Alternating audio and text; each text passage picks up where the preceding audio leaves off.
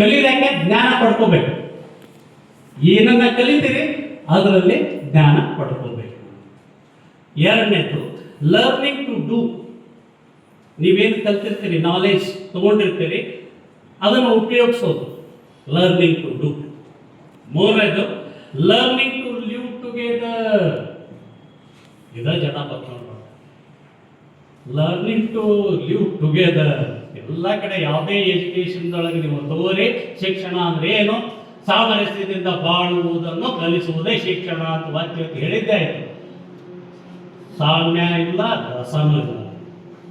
ನಾವು ನಂದು ನಾವು ಹೋಯ್ತವು. ಈಗ ಬರೀ ನಂದು ಅನ್ನೋ ಪದ್ಧತಿ ಬಂದ್ಬಿಟ್ಟದು. ಅದನ್ನು ಮೀರಿ ನಾವು ಬೆಳಿಬೇಕಪ್ಪ ಅಂತಂದ್ರೆ learning to live together important. ಅದರ ಜೊತೆ ಕೊನೆಯದು ಲರ್ನಿಂಗ್ ಟು ಬಿ. ವೈಯಕ್ತಿಕವಾಗಿ ನಾನು ಸುಸ್ಥಿತಿಯಲ್ಲಿ ಇರಲು ಕಲಿಬೇಕು ಅನ್ನೋದು.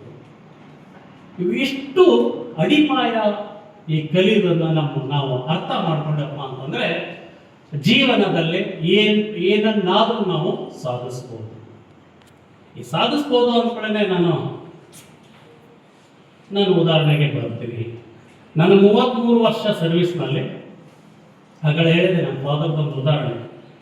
ಹಾಗೇನೆ ವರ್ಕ್ ಮಾಡ್ಕೊತ ಬಂದೆ ನಾನು.